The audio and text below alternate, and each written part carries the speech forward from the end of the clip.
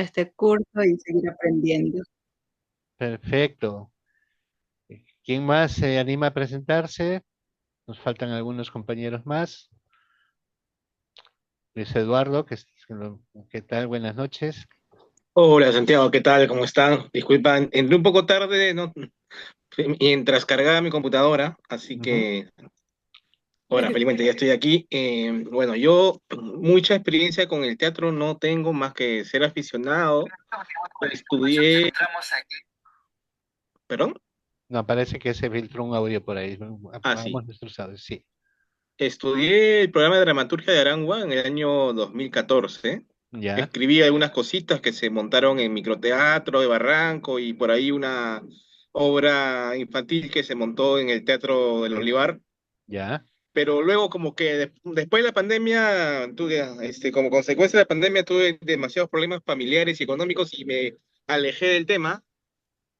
Y ahora que ya estoy un poco más tranquilo, pues quiero retomar otra vez mi relación con el teatro desde espectador, desde como dramaturgo y también haciendo algunos estudios teóricos. Por eso me interesó mucho este curso. Perfecto, te agradezco mucho, les agradezco mucho, muy agradecido. ¿Quién más? Gladys, ¿quién nos falta? Javier, creo. A ver, Maribel, ¿a quién se anima? Ah, está Maribel, ya vi tu pantalla, ahora sí te veo completa. ¿Ya? Bueno, pues yo hablo o me Sí. presento. Yo soy Maribel Alarcón y nada, me encanta volver a charlar con todos los conocimientos que tiene nuestro amigo Santiago. Yo hago teatro, soy actriz y escribo, dirijo porque como doy clases de teatro no me queda más remedio que terminar de dirigir porque hay que hacer una muestra en final, ¿no? Y escribo y hago adaptación porque tampoco también es necesario.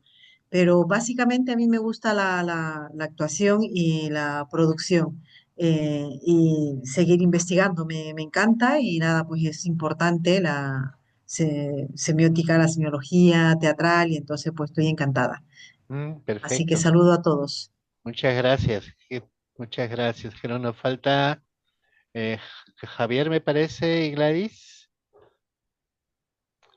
Javier, ¿qué tal? Buenas noches, bienvenido. Buenas noches con todos. Eh, Agradecido de estar en este encuentro con todos ustedes. Yo soy Javier Blancas, soy de Jauja, la primera capital del Perú. Ujú, Soy sí. parte del grupo Transverso, soy actor y director y estoy aquí para compartir, para escucharte. Un gran maestro, de verdad, he escuchado mucho de ti. Siempre he querido ser parte de algún taller o tener la oportunidad de compartir algún momento. Ay, muchas Yo gracias. estudié dirección con Diego Lahoz, he Ya. compartido también algunos momentos con nuestro querido Eduardo Valentín del Grupo Barricada. Ujú. Y bueno, me meto a cualquier taller que haya porque per se no he estudiado el teatro, pero como dice Diego, para ser empírico hay que estudiar el doble, el triple y el cuádruple. Entonces estoy Sí, ahí más metido para difícil, seguir sí. creciendo. Muy bien, gracias. Nos faltaría Gladys, ¿qué tal? Buenas noches, bienvenida. Hola, buenas noches. Gracias. Bueno, soy de crítica teatral sanmarquina y aunque soy de la vida real y, me interesa el curso porque como críticos debemos de manejar la simbología, una de las grandes razones. Claro, muy bien, muchísimas gracias. Sí, bueno, con la semiótica, eso lo quiero decir un poquito como motivación y como también impulso para esta reunión. La semiótica se planteó como uno de los primeros campos de estudios del teatro a principios del siglo XX. Y desde entonces como que ha sido un poquito el eje principal. Y allá, no digamos que ha sido desestimada, pero ha sido puesta en cuestión en muchos aspectos, ¿no? Inclusive semiólogos como Patrice Pavís ya no están un poco en ese campo, trabajando en ese campo. eh, porque ya han aparecido, lógicamente, otras formas de entender el teatro, como por ejemplo el teatro del acontecimiento, ¿no? El teatro que ve el acontecimiento teatral como el punto de partida y no tanto así la significación, ¿no? Jorge Duati, nuestro famoso teatrólogo argentino, ¿no? Que aquí en Perú ha tenido una acogida muy fuerte, además es un gran comunicador y una persona muy preparada, ¿no? Con un gran nivel. Bueno, él, por ejemplo, cuando sostiene su filosofía del teatro, que es una suerte de ontología del hecho teatral, es decir, cuál es la razón de ser del hecho teatral, ¿no? En tanto cosa, en tanto una cosa en sí, para un poco parafraseando a Kant, él dice, bueno, la, los enfoques que se han encargado del teatro anteriores como que no han sido suficientes, ¿no? Entonces, por ejemplo, la sociología del teatro, la antropología teatral, de donde él saca este concepto de la teatralidad como la mirada, administrar la mirada del otro, que es todo una postura. Igualmente, la semiótica también dice, ya es insuficiente en tanto que se restringe a la comunicación y como que no es la comunicación el único factor, ¿no? Em, entonces, como que está puesta en cuestión la semiótica. Yo creo que se puede pensar en la semiótica como la única posibilidad de comprensión del hecho teatral, ¿no? Está la hermenéutica, está la sociología, eh, el- los campos de la psicología diversos que hay, ¿no? Psicocrítica. Sin embargo, no deja de ser todavía un instrumento muy valioso de acercamiento, ya sea para el entendimiento de una producción escénica o para el trabajo creativo, ¿no? La producción propiamente dicha, ¿no? Entonces, creo que de todas maneras tiene un valor instrumental, porque hablemos de teatro que no se basa en la representación como ahora tenemos, un teatro que replantea los códigos o los fundamentos escénicos que han estado vigentes hasta la centuria anterior, o, ¿no?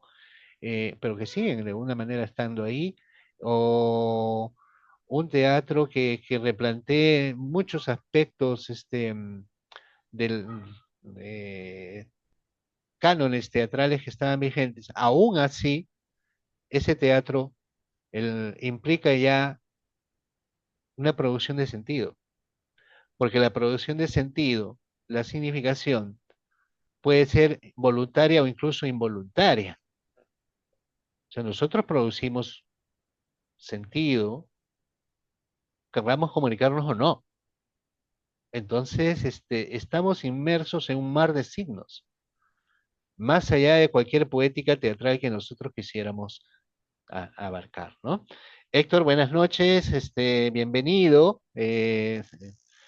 Damos espacio para que puedas hacer una pequeña presentación, contándonos un poco tus datos, bueno, y tus motivaciones aquí en el taller.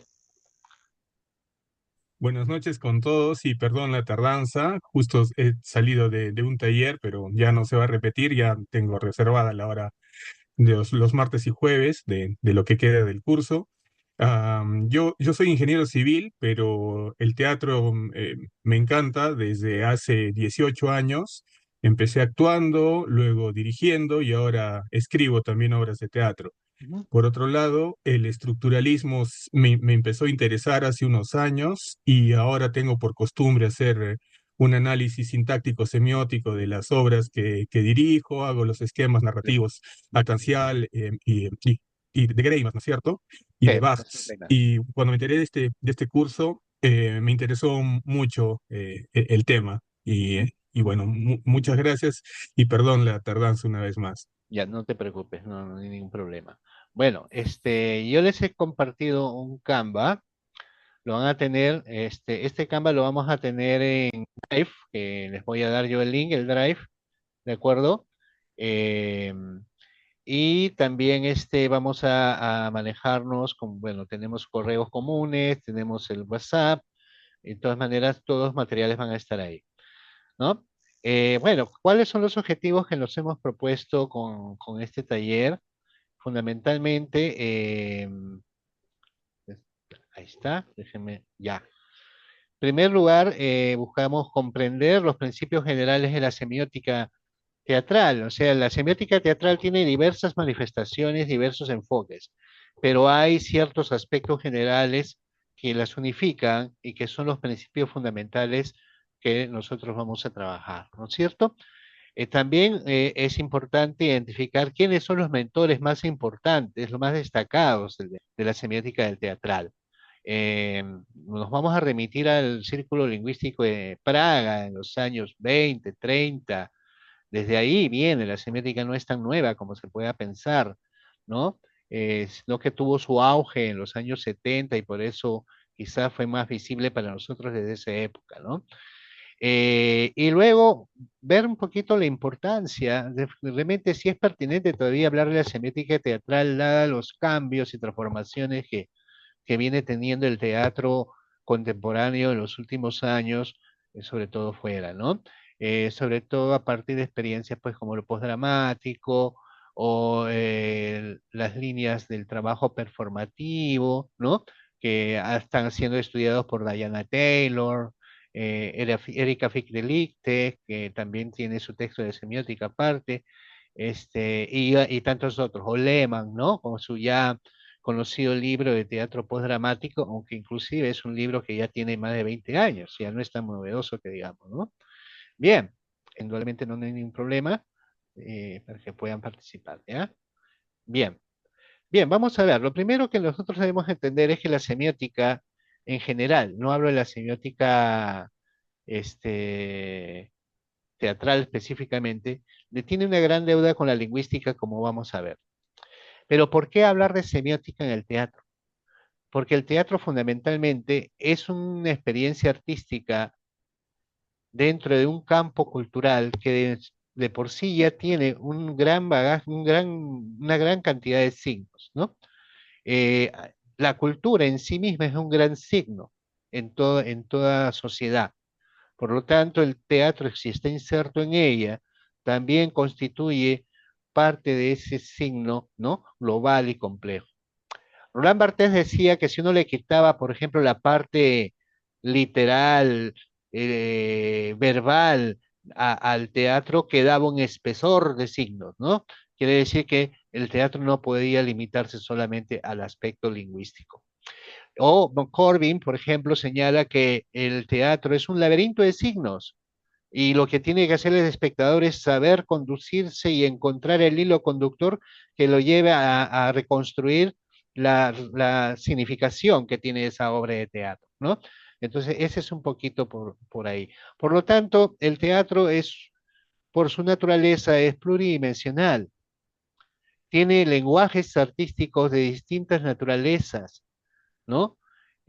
Códigos de distintas naturalezas y abarca el comportamiento del hombre. Raes decía, Ernesto Raes, un maestro que tenemos mucho cariño acá en el Perú, decía que el signo más importante que tiene el teatro es el comportamiento humano. Y en el comportamiento humano, pues, convergen muchos aspectos de lo que es la vida, el ser humano propiamente dicho, su relación con la sociedad, con la naturaleza. Por lo tanto, desde la semiótica incluso es importante tener una perspectiva interdisciplinar que permita su comprensión. Y esto sí trae un problema, que no tenemos, el teatro no es tan fácil señalar en el teatro cuál es el objeto de estudio único y homogéneo. Una unidad mínima que podamos establecer como objeto de estudio, como toda episteme plantea. ¿Por qué? Por esta gran diversidad que tiene. Hemos comentado que el teatro surge desde la lingüística. Bueno, Ferdinand de Saussure cuando hizo su modelo, el signo lingüístico, era unitario, prácticamente era fácil de trabajarlo, ¿no? Pero en el caso del teatro no, por la multiplicidad de aspectos que tiene. Entonces, pero bueno, la semiótica a partir de esa problemática va a surgir y en general, la semiótica en general, no hablo de la teatral específicamente, la semiótica en general tiene dos grandes vertientes de la cual se han desprendido todas las formas de estudios semióticos que tenemos. Por un lado, la estructura binaria de Ferdinand de Saussure, cuando nos habla del signo lingüístico, con el aspecto del significante y el significante no como el objeto, sino como la imagen acústica, ¿no es cierto? Y el significado como el, digamos, el contenido, definición de aquello que el significante está dando cuenta, pero no se dirige al objeto, se queda dentro del plano de lo verbal, ¿no? Esa fue una corriente que va a dar lugar a ciertos tipos de semióticas. Pero también tenemos a Peirce. Peirce que no es solamente lingüista, sino es filósofo, y destaca también en la lógica. Él establece un modelo completamente distinto al de Saussure, casi más o menos por la misma época. La semiología de Saussure, perdón, de Peirce, o la semiótica de Peirce es bastante compleja. Él establece sus estudios a través de lo que llamamos triadas, es decir, conjuntos de 3 elementos.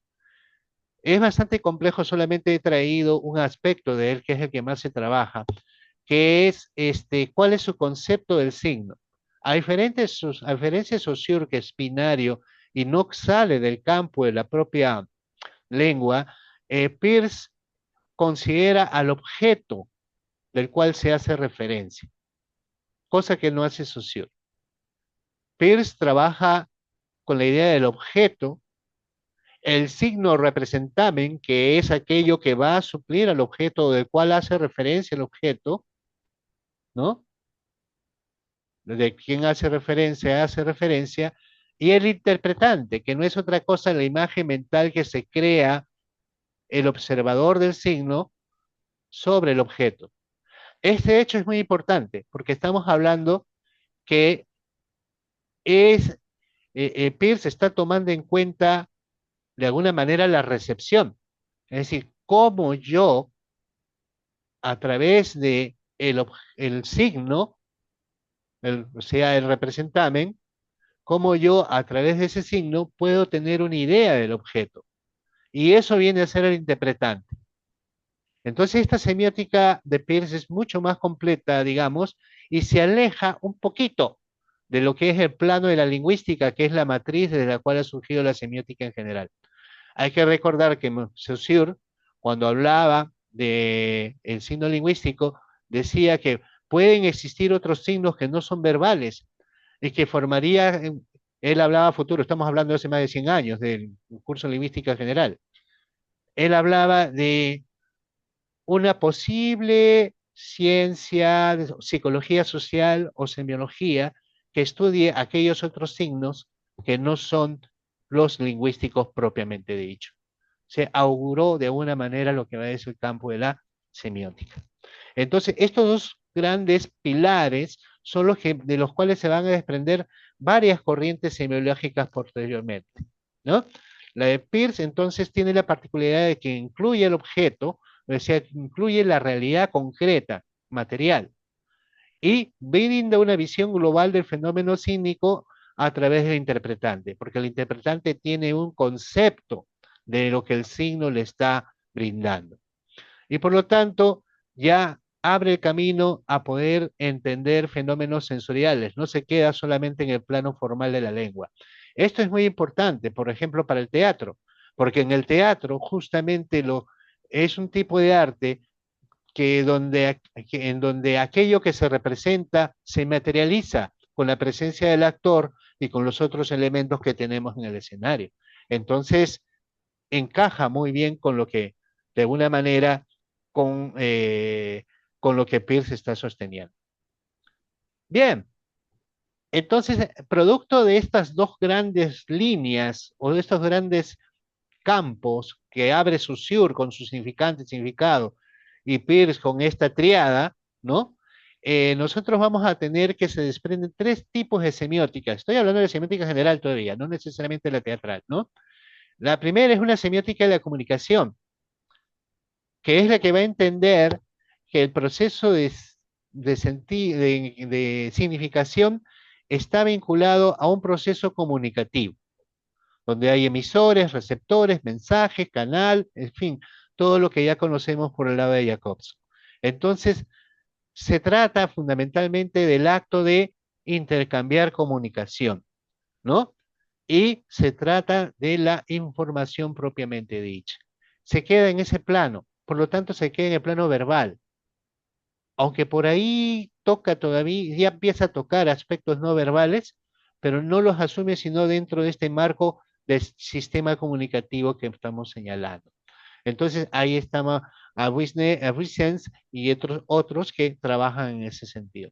La misma Uberfeld, aunque no necesariamente está circunscrita a una semiótica de la comunicación, por ejemplo, ella plantea un esquema de la comunicación teatral, que es muy interesante en su semiótica teatral, porque habla de que es un proceso doble, complejo, que después podemos dar cuenta de ello. Bueno, dentro de este campo, también influenciado por la perspectiva de Saussure, tenemos la semiótica de la significación. Entonces, acá ya no importa solamente el proceso comunicativo, sino cómo es que se configuran estos signos en el hecho comunicativo, cómo se establece la estructura de signos en sistemas para poder comunicar. Ahí entra de plano, por ejemplo, algo que uno de ustedes ha mencionado, por ejemplo, la sintaxis, ¿no? La sintagmática, es decir, la manera en que se organiza la significación para poder emitir un discurso determinado. El modelo actancial de Oberfeld encaja más o menos en esta línea, porque lo que hace el modelo actancial es ver la sintaxis, por decirlo así, de la acción, de la fábula, ¿no es cierto? Bueno, ahí estamos en el plano de la significación. ¿Cómo es que se estructuran estos sistemas de signos para poder comunicar? Y todavía seguimos enmarcados en el campo de la lingüística, aunque no tan limitados como ha sido la semiótica de la comunicación. ¿De acuerdo? Que busca el objeto propiamente dicho, es decir, busca una relación con la realidad objetiva, no se queda en el plano formal del lenguaje, entonces ahí tenemos una semiótica más bien de la producción, porque aquí lo que interesa son los factores como influyen en la producción de sentido. Y aquí lo que interesa son los factores concretos, materiales y objetivos que dan lugar a la producción de sentido, a ciertas formas de expresión discursivas, ¿no? Que responden a condiciones materiales concretas. Entonces, acá la producción significante está vinculada al trabajo, a la escritura, ¿no? A la acción humana. Y este tipo de enfoque es el que permite de alguna manera relacionar la producción discursiva con condiciones materiales de existencia. Por eso, incluso desde una teoría marxista, también es posible entrar en este campo, en este terreno. ¿De acuerdo? Entonces, acá lo que interesa ya no solamente es la comunicación que se pueda generar, ni tampoco cómo están estructurados los sistemas de signos, sintomáticamente, paradigmáticamente, sino cuáles son las condiciones concretas y materiales que generan este tipo de discurso. Por ejemplo, si yo tengo a Segismundo en su segundo monólogo, ¿no es cierto? Cuando él reflexiona y dice, pues, si la vida puede ser un sueño, entonces debo proceder de una manera buena, ¿no? Entonces, ese acto de Segismundo escapa ya solamente del hecho del lenguaje, tiene que ver con un concepto ideológico, que es el libre albedrío, y ese es un concepto de la contrarreforma religiosa en el siglo de oro. Entonces, ahí ya estoy viendo cómo esa producción de sentido está respondiendo a un esquema ideológico de alguna manera. No sé si hay hasta ahí alguna duda o inquietud. por el momento? ¿Todo bien? Mm, ya. Continúo entonces. Sí, todo bien. Bien, Ajá. entonces tenemos tres campos de semiótica general. Una semiótica de la comunicación limitada a las intenciones comunicativas que son reconocidas por el receptor, ¿no? Ahí es cuando, cuando estamos buscando el mensaje, ¿no? La clásica pregunta que le hacen a los chicos de literatura en el colegio, ¿no? Diga cuál es el mensaje de la obra, ¿no? Claro, o sea, atención, ¿qué es lo que quiso decir el autor? ¿No? Humberto Eco dice que esta intención muchas veces no es tan clara y que este enfoque comunicativo no, quizás no es del todo seguro, por decirlo así. Tenemos esta semiótica de la significación que hemos hablado como los diferentes sistemas de signos, verbales y no verbales, ¿no? Pueden ser comprendidos. En esta semiótica de significación pasa algo muy particular, que se amplía el campo de la semiótica no solamente a la producción literaria o a la producción discursiva en general, sino que se desprende a otros campos, como por ejemplo Roland Barthes cuando hace el estudio de la moda, ¿no? De los medios de comunicación masiva, es decir, a la gastronomía, cualquier tipo de expresión cultural puede ser posible, ¿no? Es posible de ser analizada en cuanto a las significaciones que genera. Y como vemos, se amplía el concepto de la semiótica y entramos a la inserción de un concepto muy importante, que es la connotación. Es decir, ya no solamente tenemos signos de objetos, sino también signos de objetos, que hay un segundo hasta tercer nivel o grado de significación. Ahí entra lo simbólico, por ejemplo. Yo veo una palomita con su ramito de olivo en el pico, no me quedo solamente en el plano de que es la representación de un ave, sino que ese ave está representando un valor abstracto, que es la paz. Entonces entra el campo de lo cognitivo, ¿no? Y mientras la semiótica de la producción, como decíamos, estudia los lenguajes verbales, incorpora el contexto, los verbales, perdón, ya no solamente se limita a lo verbal, estudia lo no verbal, y, incorpora el contexto en el cual se produce el sentido de las cosas. Trata de entender el, eh, cómo se da la construcción de sentido, cuál es el proceso que se da. Y sobre todo busca darle un cariz científico a la semiótica, ¿no? Y bien, si ya entramos al plano de la semiótica teatral, ahora sí, ¿no? Vamos a ver que también tenemos una semiótica teatral que ha estado vinculada a la comunicación y a la significación, y una semiótica teatral que está vinculada a la producción, ¿no? En esta semiótica de la comunicación, ¿no? Nosotros vemos que fundamentalmente se estudian los procesos comunicativos en un determinado texto. Oberfeld dice que, por ejemplo, hay dos grandes campos de procesos comunicativos en una obra de teatro: la que se da desde el autor hacia el público o hacia el espectador, ya sea el lector o espectador, y los procesos comunicativos que se dan al interior de la ficción. En otras palabras, la comunicación que pudo tener Shakespeare con sus contemporáneos en el Teatro Globo y la comunicación que pudo tener Hamlet con Ofelia, ¿no? Al interior de la obra ya. Entonces hay dos campos ahí de la comunicación, si lo vemos por ese lado, ¿no? En cuanto a la significación, ahí entra a tallar un poquito lo que conversábamos o habían referido temprano. Por ejemplo, cómo está estructurada la fábula. Viene ahí lo que es la estructura dramática, ya sea la convencional aristotélica o las que después han llegado, ¿no es cierto? Cómo se dan los niveles cómo se dan los niveles de selección y de combinación de elementos, ¿no? Cuando hablamos de niveles de selección, estamos hablando de nivel paradigmático, cuando yo elijo determinado elemento para poder insertarlo dentro de una expresión. Y cuando hablamos del eje sintagmático, ¿no? Estamos hablando de cómo ordeno esos elementos para poder llegar a cierto nivel de expresión. Digamos, en el campo del teatro, si yo elijo una luz cenital azul o una luz cenital verde, estoy en campo de lo paradigmático. Si yo elijo que esa luz verde combine con una melodía determinada para dar cierta tono emotivo a la escena, entonces estoy combinando, ¿no es cierto? Esos son los dos ejes. Aquí también empieza ya el estudio de los sistemas de signos y de cómo jerarquizarlos y cómo definirlos y clasificarlos. Y aparece uno de los grandes estudios primigenios, que es el de Tadeusz Kouzan sobre el signo en el teatro, con sus famosos 13 sistemas de signos que seguramente algunos de ustedes ya conocen, que después vamos a revisar probablemente. Erika Fichtel-Lichte también tiene el suyo, su esquema, por ahí vamos a verlo.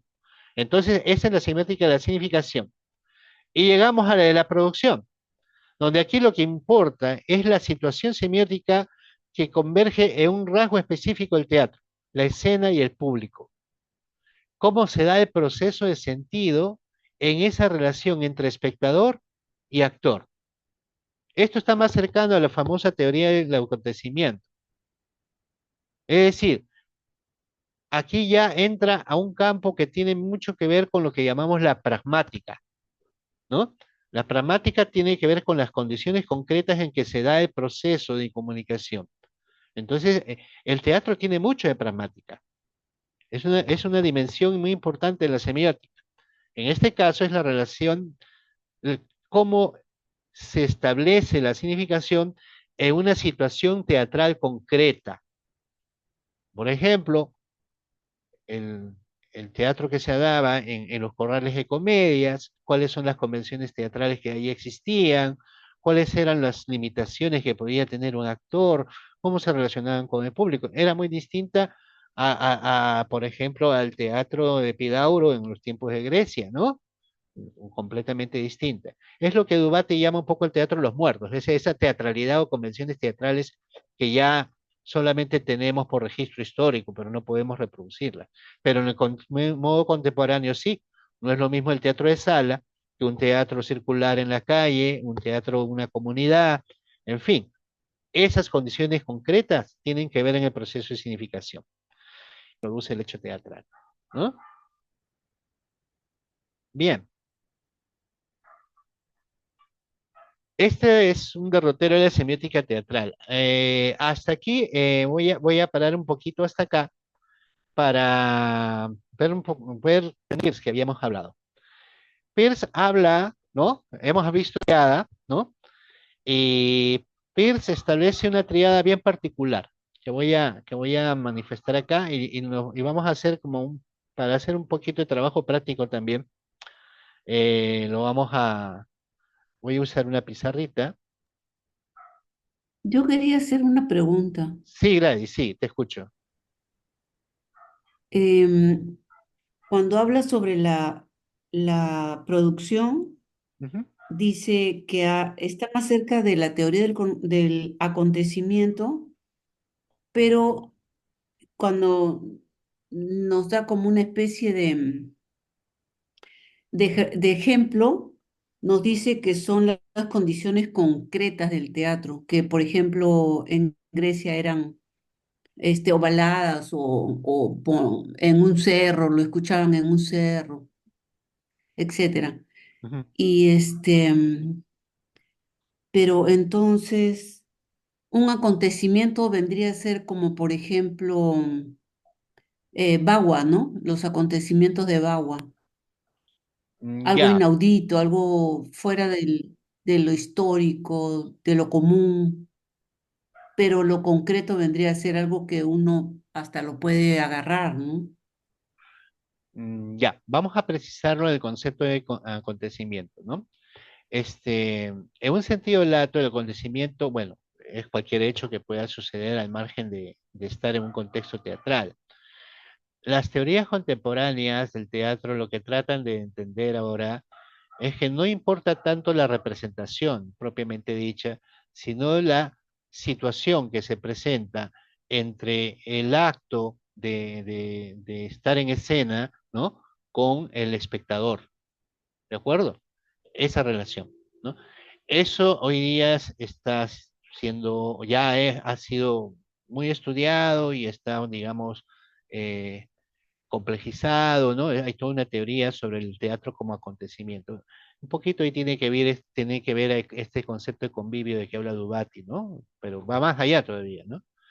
Pero lo cierto es que también nosotros podemos hablar de acontecimiento en el teatro. Se relacionaba el actor con el espectador.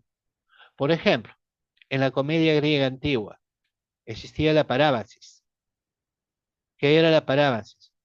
El actor se quitaba la máscara, ¿no es cierto? E interactuaba con el público y muchas veces el dramaturgo aprovechaba ese momento para a lo mejor quejarse por qué no ganó, como Aristófanes lo hizo, ¿ah? ¿No? ¿Por qué no ganó el premio anterior? ¿No? O para burlarse de Sócrates. Ojo, se burlaban de Sócrates estando él en el auditorio, ¿no? En el teatro, ¿no? Entonces, es la situación concreta que se da en el hecho teatral. Cuando hablamos de acontecimiento, estamos hablando de ese aspecto, ¿no? En concreto. Ahora que hay una gran preocupación, por ejemplo, con recoger o entender, más que recoger, diría que es inapropiado, entender sobre todo las manifestaciones de representación que hay en nuestras culturas tradicionales, llámese Paucartambo, ¿no? Que ahora en estos momentos se está ejecutando, o en Jauja la tunantada, ¿no? O los huacones de mito, ¿no?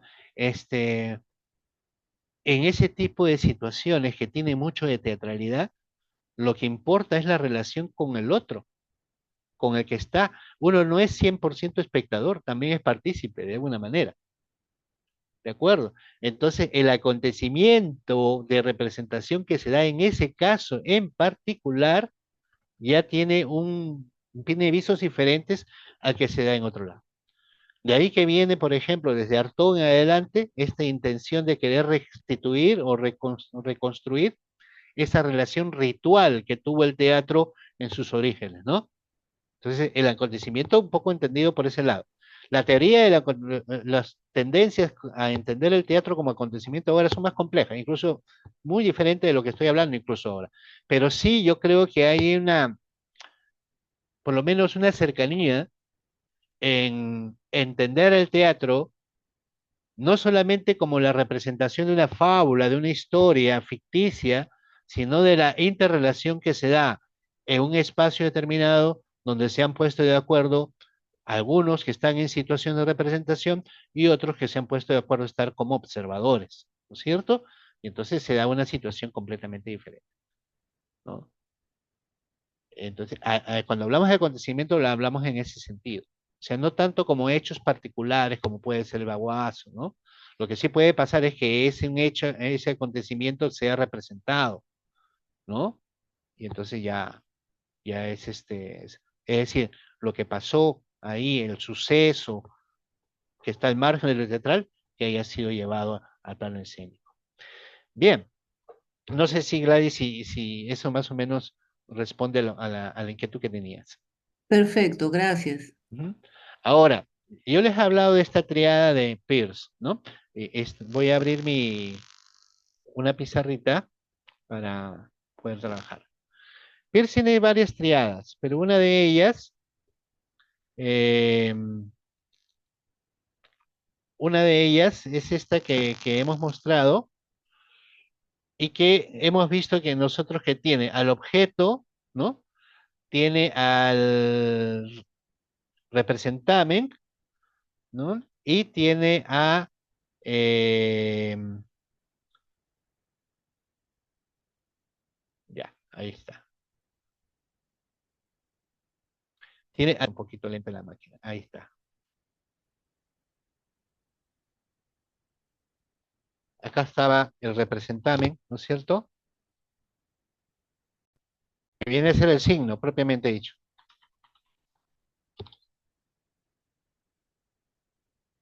Lo voy a juntar ahí para que se dividió ahí. Ya, está dividido, pero no importa. Representamen. Tenemos también al objeto, mayúscula lo vamos a poner. El objeto es el elemento real, ¿no es cierto? El elemento concreto que está ahí. Y tenemos al interpretante.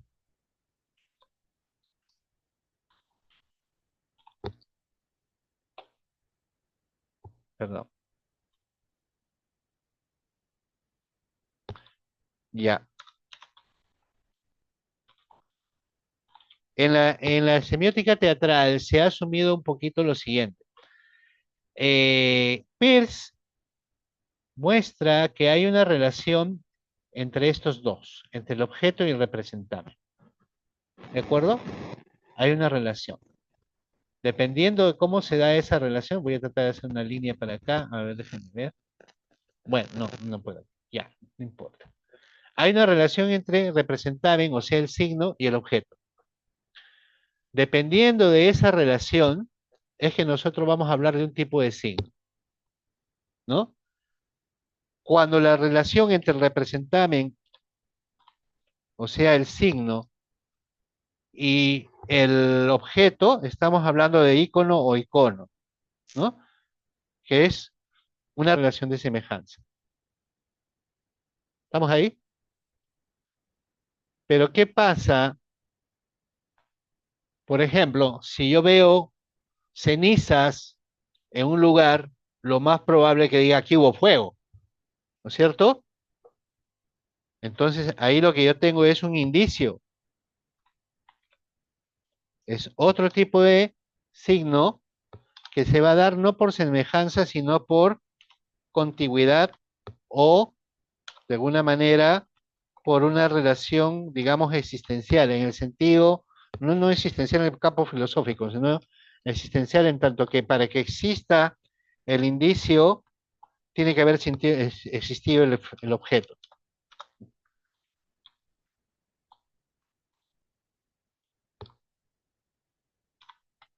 Esto, por ejemplo, es clásico en las novelas policiales. Sherlock Holmes, ¿no? ¿Cómo Sherlock Holmes deduce que hay quién ha sido el criminal? Por indicios, ¿no? Perdón, se me tapó ahí por indicios. Ay, disculpe. Ya, voy a volver a compartirlo, ¿ya? Algo le pasó.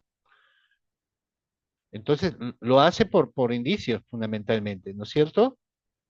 ¿El indicio qué es? Es una señal, una muestra, una evidencia de, de aquello del objeto, ¿no es cierto?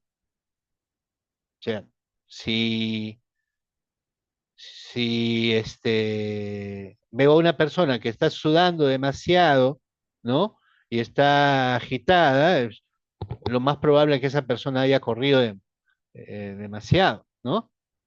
Entonces, ahí están.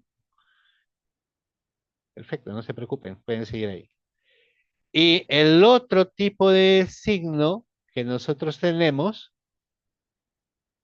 ¿dónde están las herramientas acá? A ver, se me han perdido ¿cómo se llama? Las herramientas. Bueno, el otro tipo de signo es el símbolo. Y la relación entre el objeto y el signo para establecer el símbolo es por convención social. Por ejemplo, la paloma o un cráneo con dos huesos cruzados. Nos dice muerte, nos dice puede ser veneno, puede ser piratas, ¿no? ¿De acuerdo? Entonces, por ese lado. Entonces tenemos, para recordar, ¿no? Voy a ver si lo puedo redactar acá de nuevo. Estoy buscando las herramientas, pero no las veo.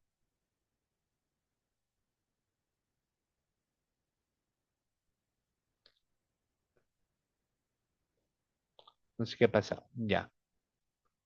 Vamos a sacarlo de nuevo. Entonces tenemos, Peirce establece tres tipos de signos de acuerdo a la relación con el objeto, ¿no? Una es eh,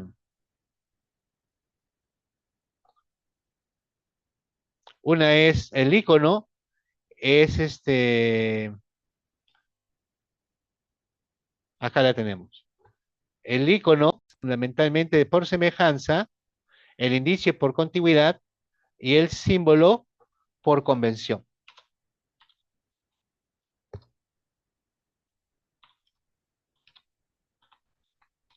¿Puede tener esto en el teatro? Indudablemente que sí, ¿no? Indudablemente que sí. Por ejemplo, en la lección de Ionesco, el maestro que mata a la alumna en la lección tiene un brazalete con esvástica. Ahí está, ahí está usando un símbolo, ¿no? Bien, entonces yo lo que les voy a pedir es lo siguiente. Voy a mostrarles un video. Es, vamos a ponernos retro, no es teatro, ¿ya? Pero vamos a tratar de identificar qué tipos de cine, dentro de estas tipologías que hemos señalado, cuál es la que está ahí permanente, predominante, y de qué forma es la que nos permite tener más sentido en cómo se organiza el sentido a través de este tipo de sinopsis, ¿ya? Entonces, como una suerte de ejercicio, podemos hacerlo, por decirlo de un modo, ¿no? Para tener un poquito más de actividad. Vamos a ver.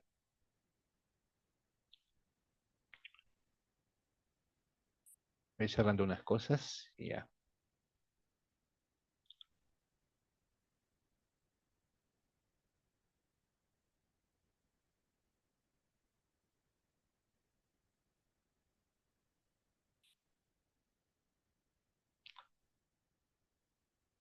Ah, está un poco lenta la máquina.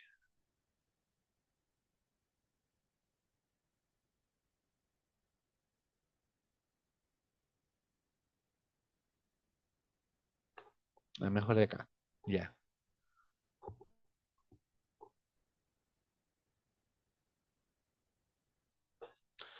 Este es un videoclip. O sea, tiene signos que nos pueden ayudar un poquito a ver este tema.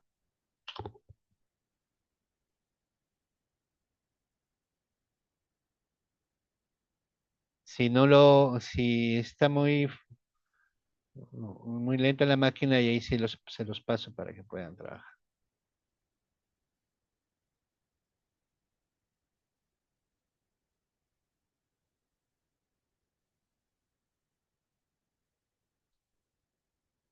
Mm,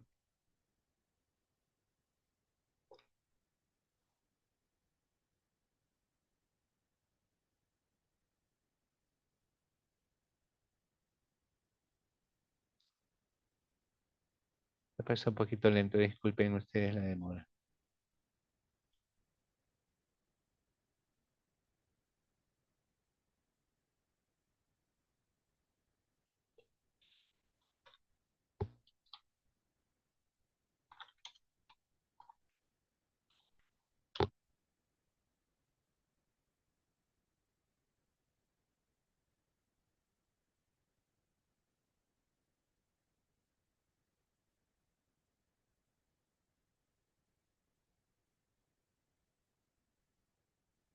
Es- Ya está muy lento, pero vamos a ver. Vamos a ver cómo se porta.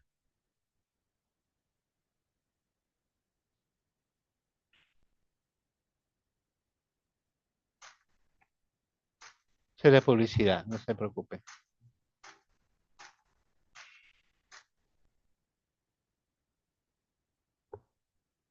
Ya,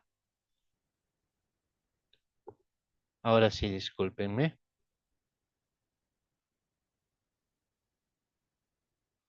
Ya, vamos a ver cómo se pueden dar estos tres tipos de signos que hablamos, ¿no? Icónicos, simbólicos, y de qué forma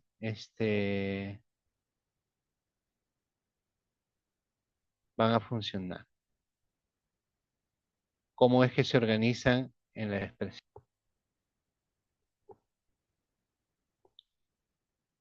Ay, me van a perdonar, pero no sé qué le está pasando a la máquina. No estaba así.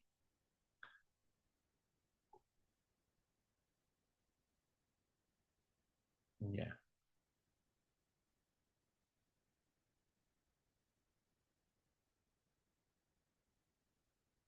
ahora sí.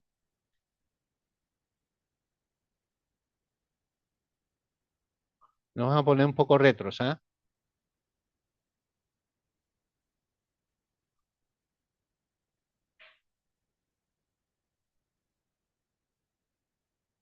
hay que cargue.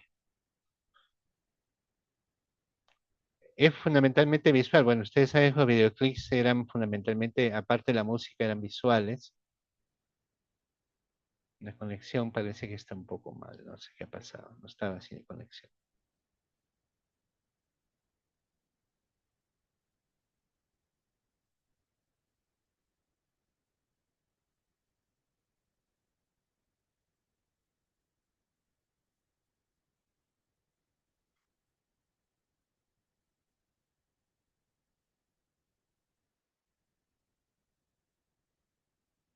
Está bien lenta. No sé qué le ha pasado a la máquina.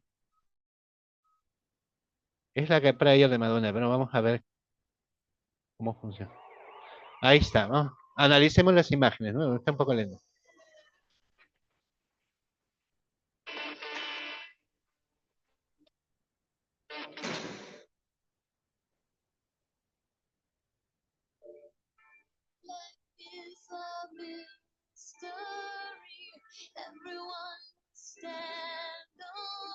You call my name like home.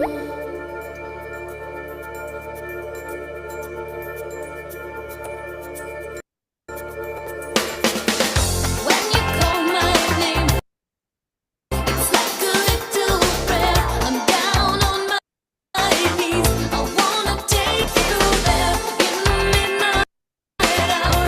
I can feel your power, just like a bear. You know I'll take you there. I hear your voice.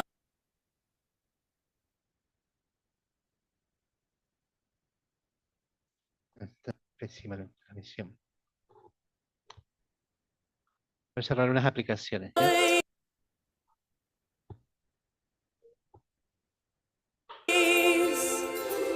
It's like an angel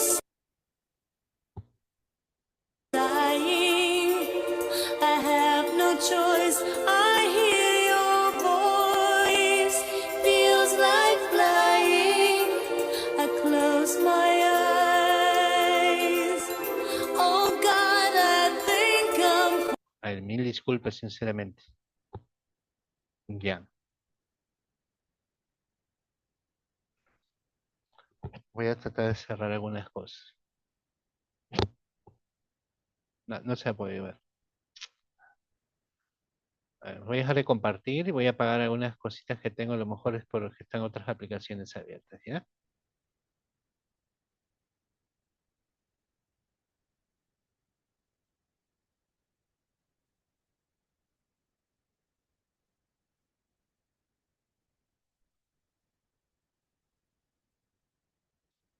Lo lamento mucho. Bueno, la idea es la siguiente. En el, en el teatro también nosotros tenemos eh,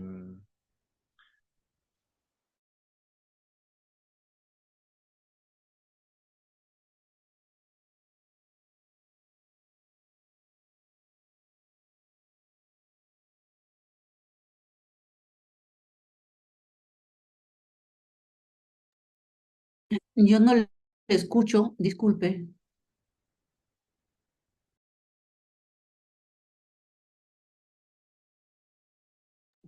Se le apagó el micro.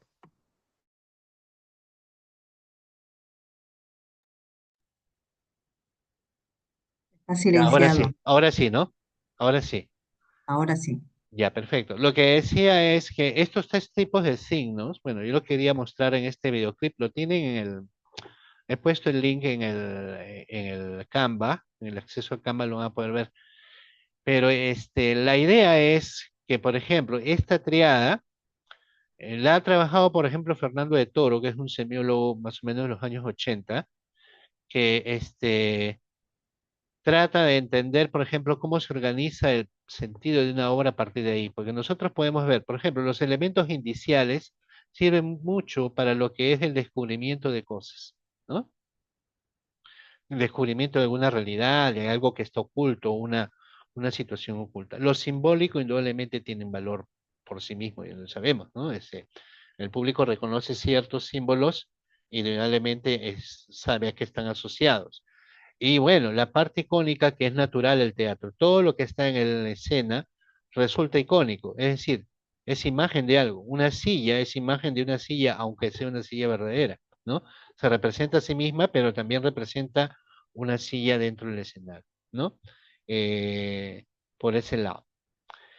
Bueno, voy a continuar con lo del PPT. No sé si hay alguna este, pregunta, alguna idea alguna inquietud.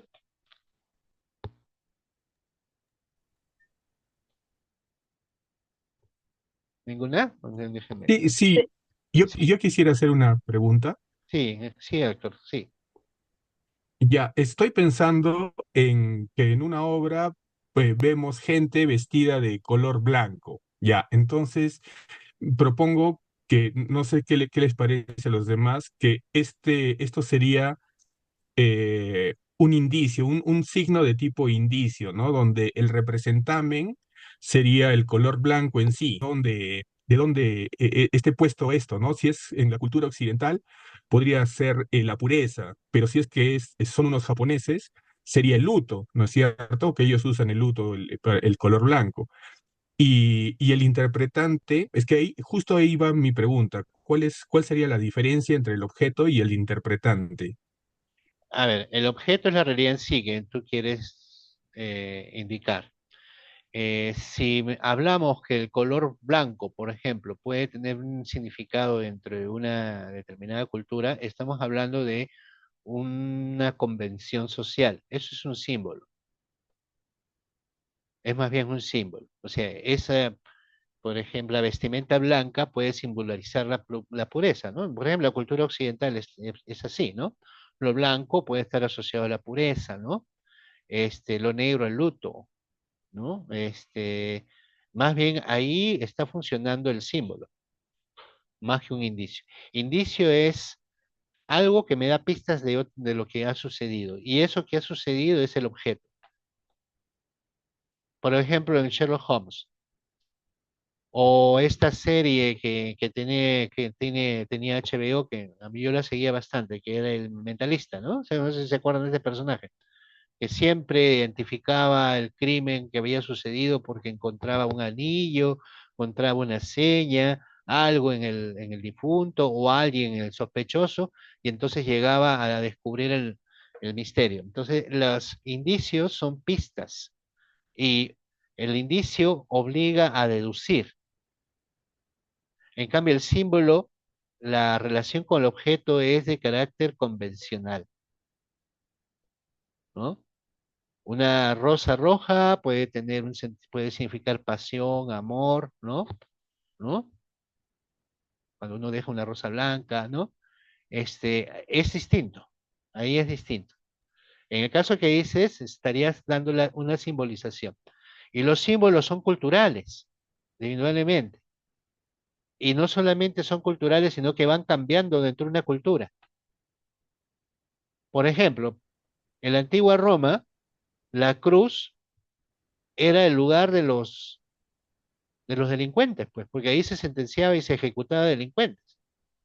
Cuando pasa lo de Cristo, se convierte en un signo religioso. El símbolo empieza a cambiar de sentido. Ese es muy particular, cambia de sentido. Las convenciones simbólicas cambian.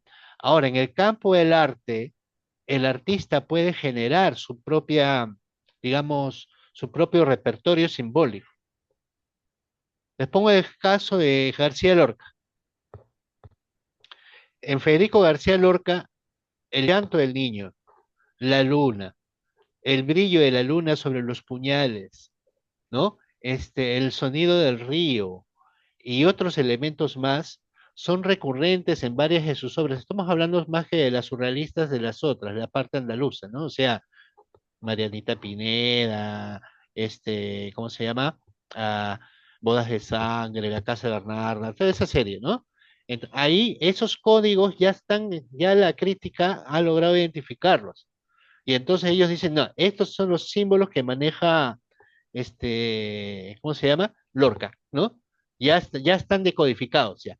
Pero ¿quién ha establecido esa convención? El propio autor. En cambio, hay otros que sí corresponden a la cultura, ¿no? Y si uno no tiene el conocimiento, no participa de ese saber, de ese conocimiento, no participa de esa convención, entonces no va a poder descifrar eso. Yo recuerdo una imagen muy interesante de una obra de Yuescani, una obra ya antigua. ¿Va? El narrador de la historia es un equeco, ¿no? Sabemos lo que es el equeco, ¿no? Este personaje alto andino, con la boquita abierta, gordito, y que uno le pone, pues, para que le pongan su cigarrito ahí, ¿no? Y uno le pone miniaturas de carritos, de billetes, de casitas, ¿no? Que es lo que uno le pide y tiene que hacerlo fumar y así le va a dar a uno suerte y etcétera. Bueno, imagínense ese personaje, pero que en vez de carritos, en vez de billetitos, en vez de casitas, tiene fotos de personas desaparecidas en el tiempo de la violencia interna. Entonces, están usando el mecanismo simbólico del equeco para darle otra referencialidad, que es ya que tiene que ver con un tema ya más bien coyuntural, ¿no? Que tiene que ver con un tema más bien de social y político, ¿no de acuerdo? Entonces, el símbolo funciona así. Entonces, uno puede en el teatro sí alterar los símbolos o darles una significación diversa, sí. Pero la pregunta que estabas dando era por ese lado, ¿no?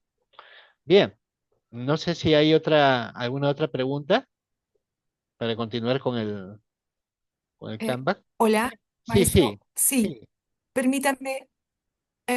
Maestro Santiago, ¿qué tal? Soy Anicia, a mi sí, sí. manera. Mira, en la canción, por ejemplo, Like a Prayer de Madonna que has programado para esta clase, yo observo, por ejemplo, si bien estaba el anterior compañero, hablábamos de que el color puede significar tal cosa, de que un objeto puede representar tal cosa, Ujú, el color representar tal cosa, pero ¿qué pasa? ¿Qué término se tendría que usar si, por ejemplo, podría tratarse del racismo?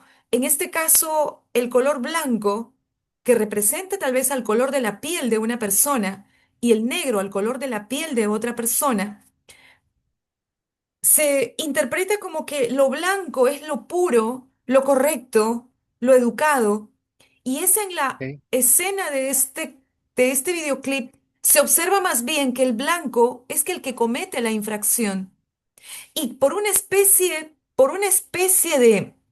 de historia social, que es el negro el que comete la infracción, y entonces se le echa la culpa al negro de haber hecho tal acción negativa. ujú, Me encantaría dentro de tu curso semiótica, yo como actriz y directora, por ejemplo, escénica, que el color puede representar o simbolizar una acción, pero ¿qué pasa cuando en realidad yo quiero vestir, maquillar de tal color a una mala acción?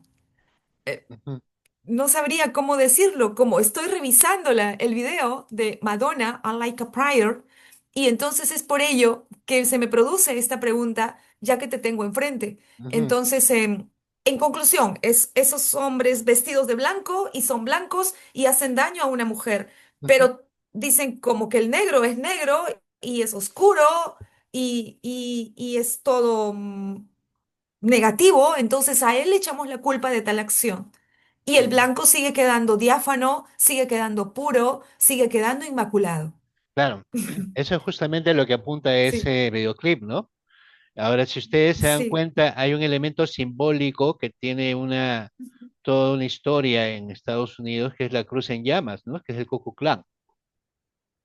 Por ya, ejemplo, ok. ese es el elemento simbólico que está ahí, aparece ella corre y aparece la cruz en llamas en primera instancia, ¿no es cierto? Ya me está Sí, encuadrando, sí. ¿no? Ahora, Ujú. un dato curioso, ella alude a un santo negro. Claro, Sí, nosotros estamos no, si no familiarizados, pero tenemos un referente que es Fray Martín de Porres, pues, pero ese es otro tema, ¿no?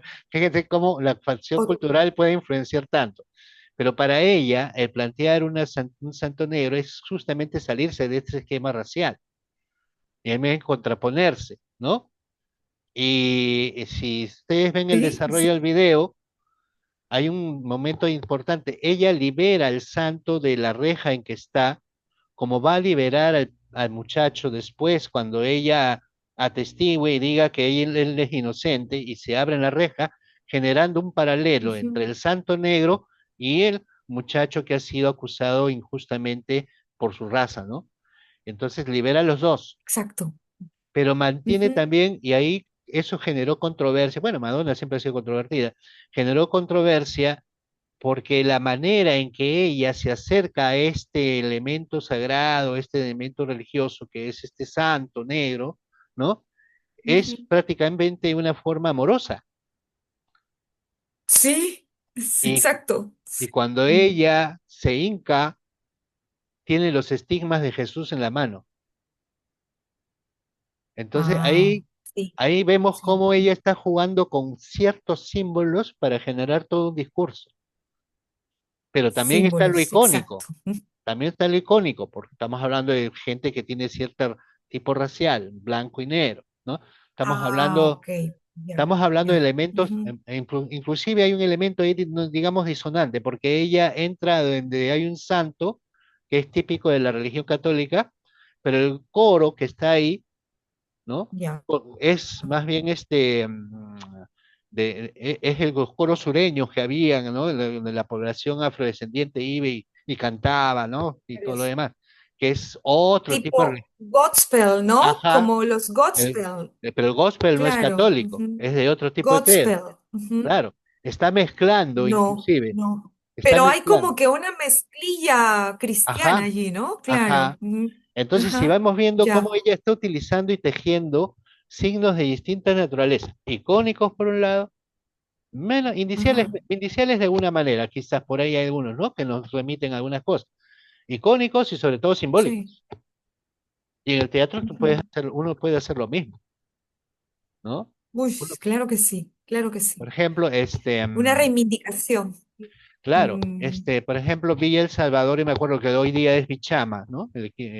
Muchos recordamos a Bichama, ¿no? Ah, Eh, sí, sí. cuando Excusa hace una obra con su hermana María Teresa, que es El Lirio Negro, que es la historia de Marilena Moyano, ¿no? Cómo matan a Marilena Moyano. Ah, ok. Ya. Bueno, era una época difícil para hacer teatro, entonces ellos presentan a unos senderistas, y los senderistas no cargaban bandera roja, cargaban bandera negra y estaban vestidos de negro. Oh. Pero Mm. claro, ahí el En la negro no era, representación, claro. claro, el negro no tenía la connotación de por lo racial, lógicamente, tenía otro tipo de connotación. Y A era para eso poder evitar. iba, sí. Ujú, Pero ujú. hay que Sí, ver si es que por exacto. dónde se encaja, ¿no? Claro, dentro de la cultura, Sí. nosotros decimos negro y lo negro es negativo, la mano negra, ¿no? Entonces, Ujú. hay una Y es lo que están estigmatización. usando ahí en el subtexto, por ejemplo, que dice, ¿no? Bueno, vamos a acusarlo a este porque lo negro siempre es lo oscuro, siempre es lo máculo, ¿no? Entonces, es por ello. Pero yo en conclusión describiría que Madonna, a través de todos estos iconos, de todos estos símbolos, lo que pretende es que la raza humana es única y que todos, de cualquier color que sea nuestra piel, estamos en la predisposición de cometer una infracción o de ser seres humanos de bien. Claro. Ujú. Sí. Por ejemplo, hay un Mm. elemento muy Qué lindo. importante, no sé si conocen bueno, sí, este musical que ya tiene muchos años, pues se hizo más o menos en los tiempos de Obama, precisamente, que es Hamilton, que el autor es un puertorriqueño, Miranda. Es bien curioso porque es la historia de los Estados Unidos y Ah, ok. Jefferson y los personajes que acompañan a Washington para independizar Estados Unidos son latinos y son migrantes. Es más, discuten en rap, tienen un debate y Mm. lo hacen en rap. Eso generó es un musical bastante, con mucha acogida, creo que hasta ahora se está dando en Estados Unidos, y que fue en los tiempos de Obama, ¿no? Ahora con los tiempos que está viviendo Estados Unidos es muy Ah, particular, ¿no? Porque entra pero ven, por ejemplo, cómo se puede trabajar solamente con esta triada, mire todo lo que podemos hacer. Y eso que nos estamos quedando en la Impresionante. parte, esta es la parte inicial de la semiótica que se ha generado, ¿no? Peirce es prácticamente un precursor de la semiótica general y por lo tanto también de la semiótica teatral, ¿no? Porque este sistema de icono, símbolo e indicio sí se ha utilizado, se puede utilizar tanto para poder analizar como alguien que está en un proceso creativo puede Claro. organizar los elementos que trabaja desde esa óptica, ¿no? Para, ¿cómo se llama? Eh, Desarrollar lo que quiera expresar en escena. Porque es muy importante tener conciencia de qué es lo que realmente estoy poniendo en escena, ¿no? Si es que estoy transmitiendo lo que quiero transmitir o estoy transmitiendo otra cosa, ¿no? Bien, no sé si hay alguna otra. Exactamente. Gracias. Sí, sí, yo quisiera preguntar algo más. Sí, cómo no, encantado. Ya, volviendo a esta obra que tenía actores vestidos de negro para representar terroristas, entiendo que estamos hablando de un signo de tipo símbolo. Y entonces, representamen, objeto e interpretante, entiendo que el representamen es el actor vestido de negro agarrando una bandera negra. Ajá, El objeto sería senderista, aquello que está siendo representado, o sea, un terrorista. senderista, ¿Y ¿sí? cuál sería el interpretante? Es la imagen, el concepto que se genera el espectador, ¿no? Respecto a lo que está viendo, ¿no? Es esa. Ahora, una de las razones por las cuales se cambió del color habitual que tiene una persona de sendero es una cuestión de seguridad, porque poner una bandera roja en el escenario en los años 80 es camino a la Dircote seguro, pues, ¿no? Efectivamente pasaba por senderista uno, ¿no? Definitivamente había que un poquito, ¿no? Hacer ese cambio, ¿no? Porque finalmente tampoco era una apología lo que estaba haciendo, porque son ellos los que asesinan a María Elena, ¿no? En la obra, en la vida real. Entonces, más bien María Elena y las mujeres que organizan Villa llevaban vestidos blancos. Y es más, Bichama y creo que también otro grupo que formó Miguel Almeida, Sijac, creo, cuando han hecho representaciones de las mujeres que organizaban en los comedores, el vaso de leche, las que participaban en las movilizaciones, las mujeres que han tenido pues un papel importante en la organización popular dentro de Villa El Salvador, en estas obras son presentadas vestidas de blanco,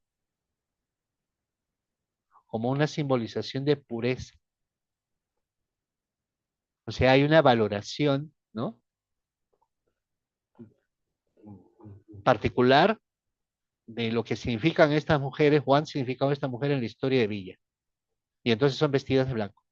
Marilena, las mujeres, y no solamente en esa obra, después ya en otras obras que he podido ver tanto de Bichama como de Sijá, que lo dirigía Almeida, que también fue parte de este grupo, el mismo patrón. Ahora ya son otras chicas, ya jovencitas, algunas han sido alumnas nuestras en la escuela, en arte dramático, que ya están haciendo otro tipo de cosas, ¿no? Pero para que vean cómo la simbolización va por ese lado. El esquema que hemos planteado, cómo funciona en ese caso. Ahora, hay una cosa muy particular, ¿ah? Un elemento en el escenario no es que exclusivamente tenga una función. Es decir, un elemento puede ser icónico, puede ser indicial o puede ser simbólico al mismo tiempo. Me explico. Hay una obra muy interesante de Julio Ramón Rivero que se llama El último cliente. ¿De qué trata el último cliente? Una mujer que ya tiene más, digamos, una edad para la época, sobre todo ya está soltera, pero todavía ella ya tiene más de 40, ¿no? Y entonces ya empieza a ser un poquito estigmatizada por la mamá, ¿no? Esta mujer despacha en una tienda un centro donde alquilan vestimenta para novios, paradójicamente vestimenta de novios, vestidos de novios, ¿no? Para hombre y para mujer. Oh, Entonces, entonces le toca la puerta, se queda solita mientras su mamá se va, ¿no? Y viene un tipo. En el local, que es una casa antigua limeña, hay una hornacina, ese espacio que hay en las paredes, ¿no? Cóncavas, donde hay un San Antonio. Pero el San Antonio está puesto de cabeza, ¿no? Ya sabemos que el San Antonio de cabeza, ¿quién pone los San Antonios de cabeza? Las mujeres que ya tienen a cierta edad, esto es por tradición, ¿no? Ponían a cierta, ¿no? las Ponían solteras para casarse. para casarse, pues, ¿no es cierto? Entonces, si yo veo un San Antonio volteado de cabeza, ¡pum! Activo el símbolo. Ah, hay una solterona, ¿no es cierto? Pero también, ahí mismo me doy cuenta, si está de cabeza y está ahí, es que sí, pues efectivamente hay alguien acá que es soltera. Este es un indicio de que alguien es soltera acá. ¿Sí o no? ¿Está funcionando el símbolo? ¿Está funcionando el indicio al mismo tiempo, sí o no? Y por último, la imagen es de un señor medio peladito que tiene su Jesús en la manito y nosotros sabemos que esa es una iconización de cómo se supone era San Antonio. O sea, tiene la cara de San Antonio, aparentemente. Por lo tanto, en ese objeto yo tengo icono, tengo indicio y tengo símbolo. Las tres funciones en el mismo elemento que está en escena. Y así funciona. Le voy a contar un caso curioso. Nos estamos extendiendo un poquito, pero creo que ayuda un poquito a ver cómo se manejan estos conceptos. Alguno, no voy a decir su nombre, ya él ya no está con nosotros, pero un crítico de teatro le pasó lo siguiente. Estaban dando una obra que se llamaba Simón, que era sobre Simón Bolívar, ¿no? Alberto Isola era Simón Rodríguez, el maestro de Simón Bolívar. Y Simón Bolívar era un muchacho, ¿no? Que había viajado a Europa para empezar ya esta campaña de libertaria, ¿no? De liberar América, y va donde su maestro, pues Simón Rodríguez. Dice la historia que en un camping, ¿no? En un picnic, en una colina, los dos están de picnic, y ahí Simón Bolívar jura ante su maestro que va a liberar América. Eso dice la historia y la obra lo recoge. ¿Qué pasó? Estaba Berto Isola con el otro actor, ¿no? Simón Rodríguez con Simón Bolívar, el picnic, la mantita, todo listo para el picnic. Alberto coge una manzana y cuando Bolívar quiere coger su manzana no había manzana. El utilero parece que se había olvidado, había dejado una sola. Y ahí viene la experiencia, pues, ¿no? ¿Qué hace Alberto como Simón Rodríguez? Le alcanza la manzana a Bolívar para que muerda. Y entonces, ¿cuál fue la lectura que se hizo? Ah, la manzana simboliza pasión, simboliza tentación. Entonces, entre este Simón Rodríguez y Simón Bolívar hay una relación que va más allá de la de maestro y discípulo. Se le dio una lectura simbólica a un elemento que no tenía en ese momento un valor simbólico en la obra y generó esa lectura, ¿no? Se lo leyó como símbolo en vez de leerlo como que era una manzana, pues icónica, una manzana y puntos, se acabó, ¿no? Hubo una confusión. Entonces, estas lecturas, lógicamente, que tienen que tener, están en el engranaje de una cierta lógica, ¿no? El montaje tiene cierta lógica, o el director ha planteado cierta lógica de acción. Aunque hoy en día, valga mencionar que en la actualidad, este, ya el teatro actual no busca necesariamente esas coherencias, puede tener disonancias, puede tener elementos disonantes, ¿no? Que no necesariamente tengan concordancia una cosa con otra, no necesariamente, ¿no?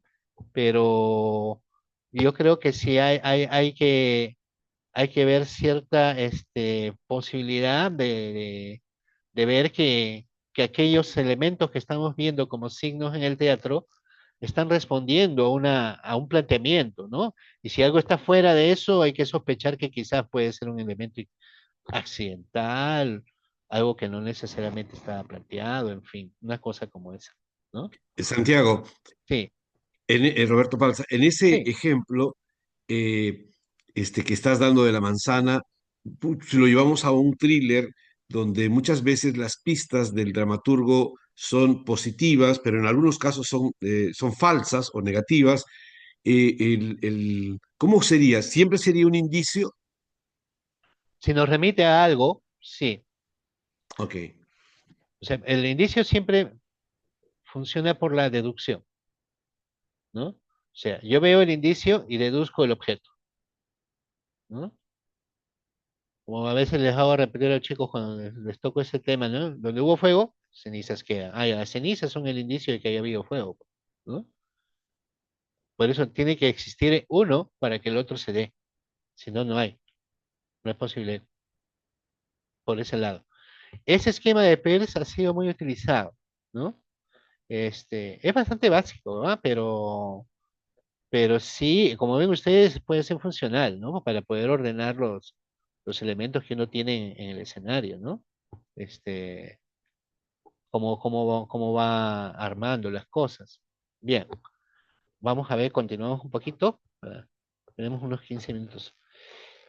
Bueno, lo que tenemos, yo les voy a pasar el Canva y de todas maneras lo podemos ahora, pero vamos a ver acá. Bien, lo que tenemos acá es qué ha pasado con la semiótica y cómo es que se ha ido organizando la semiótica a lo largo de los años, ¿no? Este, hemos partido de que tienen origen mucho en la lingüística. La primera etapa de la semiótica teatral se remite al Círculo Lingüístico de Paz, ¿no? Eslovaquia, Europa del Este, más o menos entre la década del 30 y 40. Estos señores que tenían mucha ligación con formalismo ruso también, ¿no? Que básicamente trabajaban la literatura desde el campo de la lingüística, van a entender al teatro como un fenómeno semiótico y también comunicativo. Y van a seguir un poco el modelo de Saussure, de significante-significado. Es decir, el significante no solamente, ya no es la imagen acústica que produce la palabra, sino es todo elemento material, concreto, tangible, que nos remite a un significado, ¿no? Eh, por ese lado. Clasificaron los sistemas de signos y su funcionamiento. O sea, acá hay la conciencia de que ya no solamente hay signo verbal, sino hay otros signos. Estamos en los años 30 y 40. Entonces, ellos sí tenían idea de que había otros tipos de signos y que había que entenderlos, clasificarlos y ver cómo funcionaban. Y determinaron los modos en que estos sistemas de signos se integraban en una puesta en escena. Es decir, en una puesta en escena confluyen pues gesto, movimiento, proxemia, es decir, relación en el espacio entre las personas y las cosas, iluminación, sonido, música, pero el asunto es ver cómo se jerarquiza la organización de todos esos elementos. Entonces ellos fueron por ese lado. O sea, hay una noción ya de que el teatro no solamente es palabra, que hay otros sistemas de signos, pero hay que ver cómo se ordenan o cómo van a sistematizarse. ¿Ya? Entonces una primera etapa es esa.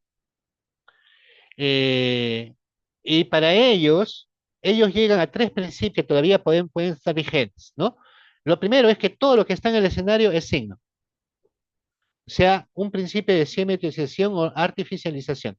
Es decir, todo elemento en el escenario es artificial y es signo. Está puesto por una intención de transmitir algo. Todo lo que está en escena, como dice Beltrusky, es un elemento significativo. Es lo primero. Empezando por el cuerpo del actor. El otro criterio es el funcionamiento connotativo, que tiene que ver con lo que estábamos hablando de la manzana, en fin. El signo teatral tiene un carácter connotativo. Las cosas en el escenario no solamente significan esa cosa, significan algo más que eso. Si yo quisiera graficar un poquito el poema de Valdelomar, el hermano ausente de la cena pascual, y pongo una mesa, ¿no? Donde se están sirviendo, y hay una mesa, ahí hay una silla vacía, la ausencia, pues, del hermano muerto. Entonces la silla no solamente me está significando silla, me está simbolizando la ausencia del hijo muerto, ¿sí o no? Entonces, por ahí van las cosas. El otro principio que descubren ellos es el de movilidad. Hay que entender que en el teatro hay signos de distinta naturaleza, es decir, tienen distintas em, materialidad, ¿no? Hay, hay, hay signos que son iluminación, otros son sonido, otros son objetos, otros es el cuerpo del propio actor, es decir, tienen materias significantes diferentes. Entonces, lo que pasa es que en este caso, el contenido y la expresión se independizan un poco y empiezan a intercambiar funciones lo- entre signos de sistemas significantes diferentes. ¿Qué quiere esto de decir? ¿Qué quiere decir esto? Quiere decir que un elemento que tiene una determinada naturaleza puede constituirse en signo de algo completamente diferente. Por ejemplo, un cuerpo humano puede constituirse en una silla o una mesa, pero no es su naturaleza porque no hay ninguna persona que sea de madera, salvo que creamos en Pinocho, ¿no? Entonces, está reemplazando, está haciendo, está cumpliendo una función de un elemento que no le corresponde por su materia, ¿no? Su materia significante es otra, está intercambiada, clara esa idea, ¿no? Como un niño hace de arbolito, igualito, ¿no? El otro factor es la polisemia o polivalencia. Un elemento en escena puede adquirir significados diferentes y también varias funciones diferentes, ¿no? Eh, el cuchillo de Macbeth, ¿no? ¿Se acuerdan cuando Macbeth está ya enloquecido por el sentimiento de culpa, ¿no? Por los remordimientos, y ve que un cuchillo está que ahí, que deambula por la habitación, ¿no? Ese cuchillo adquirió hasta una suerte de condición hasta de personaje, si quieres, ¿no? Entonces está asumiendo una situación que es diferente, ¿no?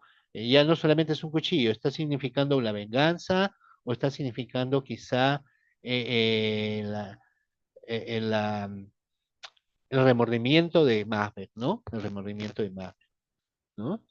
Por ese lado, ¿no?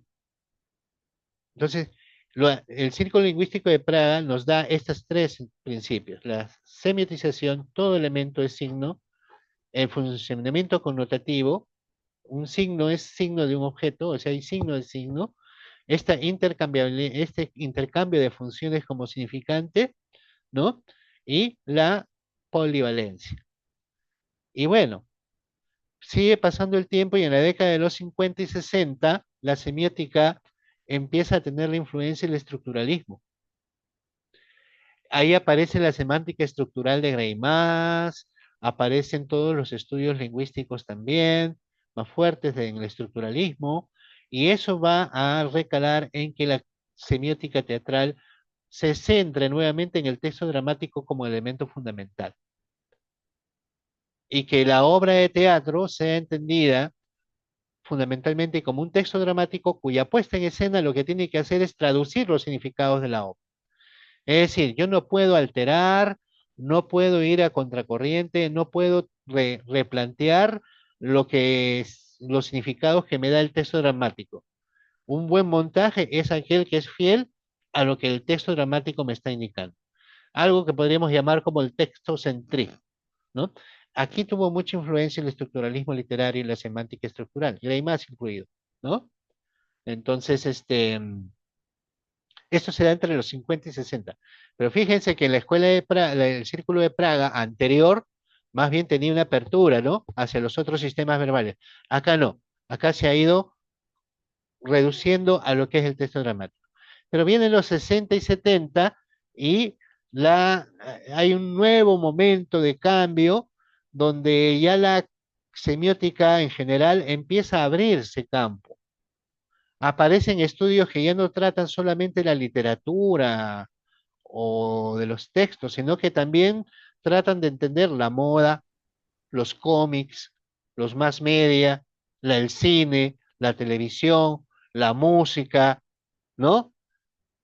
Del mismo estructuralismo viene eso, ¿ah? Entonces se amplía. Roland Barthes, por ejemplo, ¿no?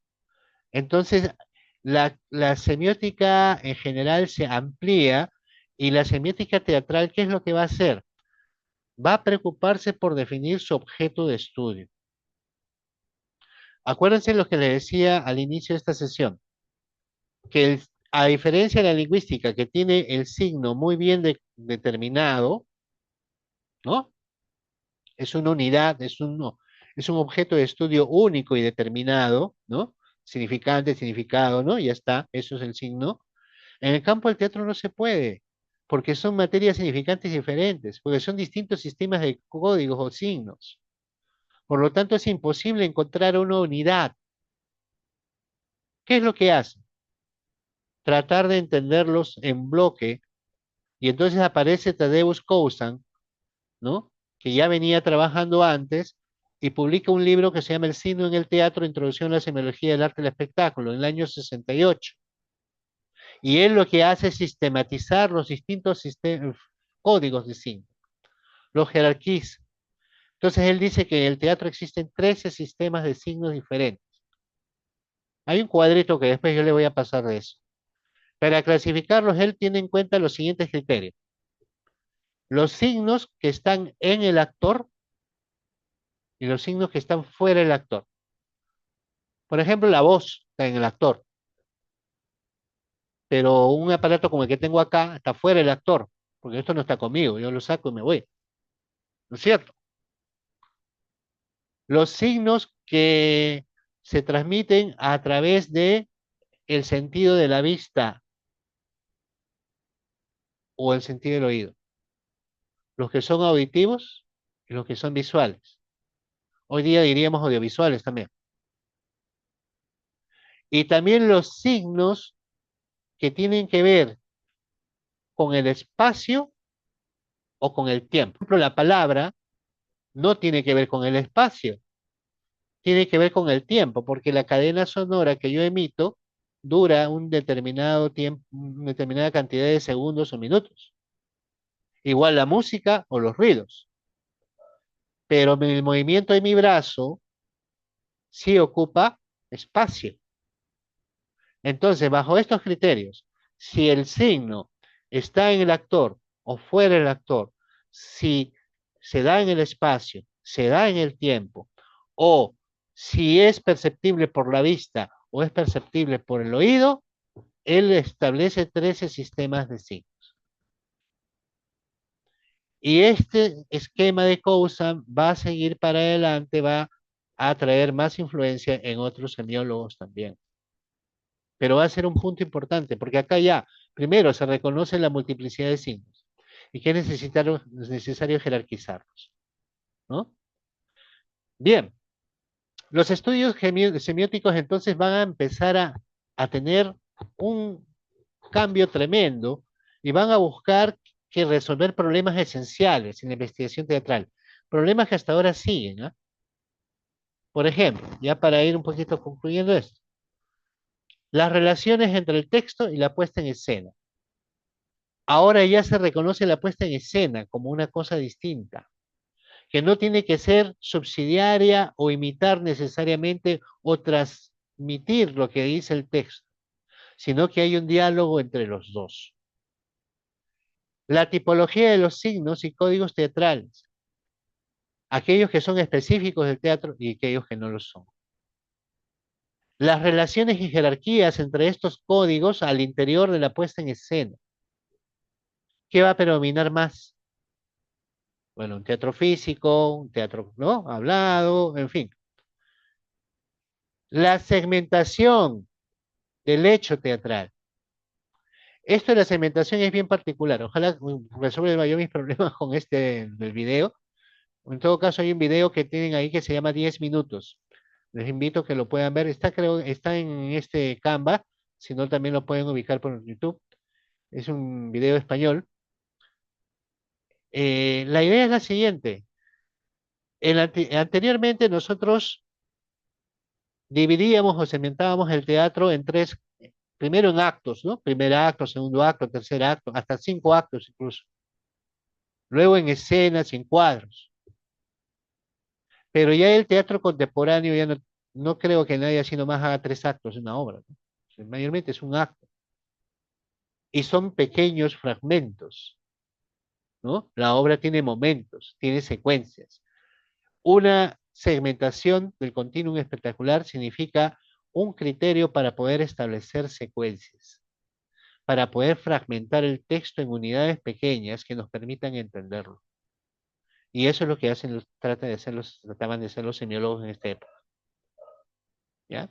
Lo otro es entender los mecanismos teatrales de producción, cómo se genera la producción de sentido y cómo se ordena dentro de la obra, cuáles son los patrones, los, ¿no? Los cánones que rigen ahí para que la obra adquiera un sentido determinado y no se desvíe de él.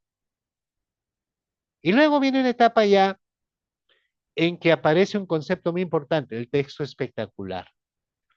Acá ya está dividido el campo entre quienes le dan predominancia al texto y los que le dan predominancia al espectáculo.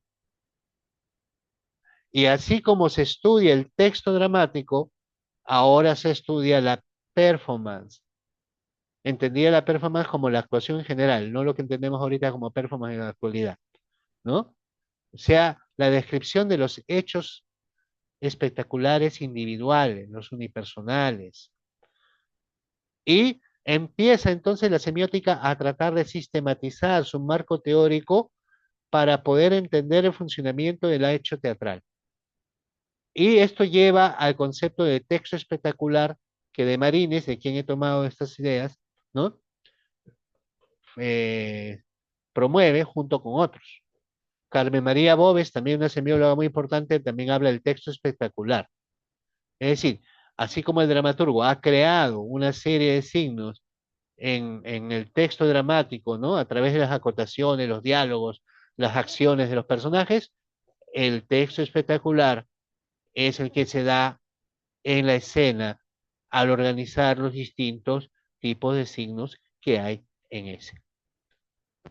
Y entonces, llegamos así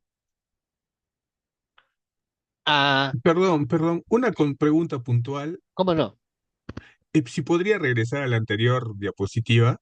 Ajá. En el inciso B nos habla de códigos teatrales específicos y no específicos. Quizá podría poner un ejemplo de cuál sería un código teatral específico y cuál sería uno no específico. Ah, ya. Un específico podría ser ah, un movimiento en escena codificado, ¿no? Que está ahí, ¿no? Un desplazamiento escénico que corresponde, ¿no? Frente a otro que simplemente no está, no es parte de, sino que simplemente surge en el momento, ¿no? Por ahí.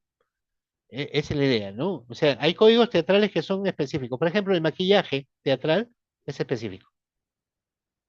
Y además es diferente del maquillaje habitual, porque nadie se maquilla igual como en la calle para hacer teatro. Tiene que acentuar los rasgos y todo lo demás, ¿no? Este, los 3 cuartos, la ubicación del cuerpo en 3 cuartos para no dar la espalda, por una convención de respeto al público. Es un código, pero es muy propio del teatro. Hay otros que no necesariamente, ¿no? Eh, la luz cenital para marcar, por ejemplo, un estado de ánimo de un personaje o conciencia o recuerdo. Son, son códigos ya que están ahí y la gente los reconoce, ¿no? El marcar espacios con la iluminación, un espacio distinto de otro. Esos muy concretos. Hay otros que necesariamente no, a veces surgen sin que se haya planificado, a veces por un olvido, hasta por una situación imprevista, ¿no? O, o simplemente cargar algo, ¿no? Cargo un paquete en la escena, pero no tiene mayor incidencia en el desarrollo de la historia. Un poco es a eso a lo que se refiere. Me quedó clarito, muchas gracias. Ujú. Bueno, vamos a ver quiénes han sido los grandes, entonces haciendo un resumen, quiénes han sido los más importantes teóricos que han dado el surgimiento de la semiótica. Saussure, como fundador de la semiología, que propuso un estudio de los signos de la vida social, o sea, ya no solamente los lingüísticos, pero lo planteaba como una posibilidad nada más, ¿no? Peirce definió el signo como una entidad triádica, representamen, objeto, interpretante. Lo importante, recuerden, que incluye el objeto, o sea, incluye la realidad concreta. Saussure se quedó en el plano del lenguaje. Mukarovsky, analizó la función estética del signo teatral y la relación entre actor y personaje. Es un tema bastante particular también. La relación entre actor y personaje, vamos a ver que también es un elemento fundamental para la, el, para Stanislavski desarrollara lo que conocemos como su método, ¿no?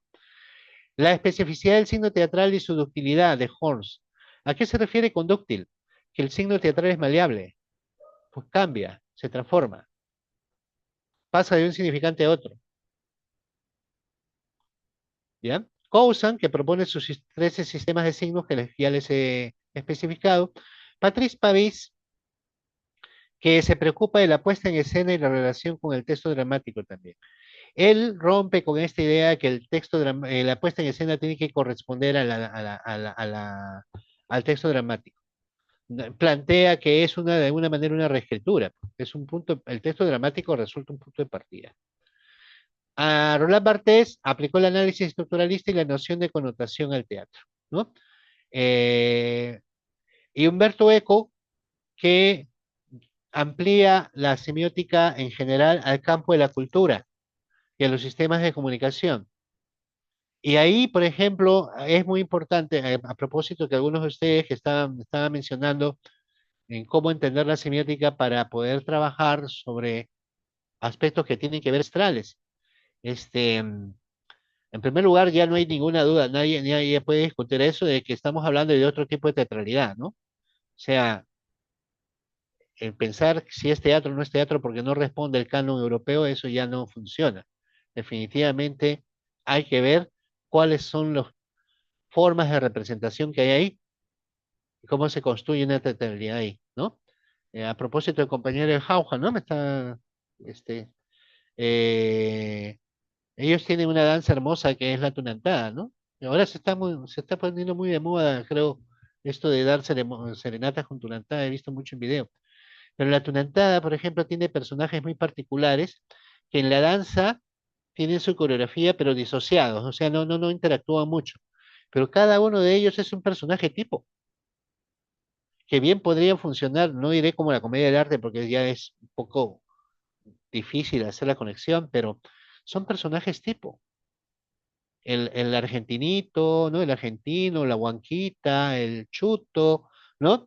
Este, pueden desarrollar una forma particular, porque ya tienen una matriz.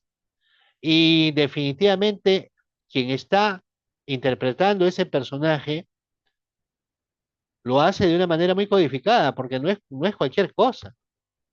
Hay toda una postura, hay todo un lenguaje corporal, ¿no? Javier, sí, escucho.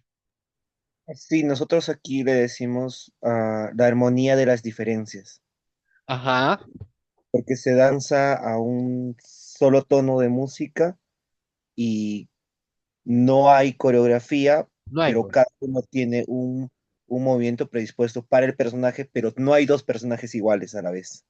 Sí, es interno, o sea, es él, el personaje solo que está ahí, pero él va desarrollando y trabajando, ¿no es cierto? Y sí, cada uno tiene un valor propio. Bueno, eso es muy teatral. Javier, Estaba bajando la manito. ya, ya.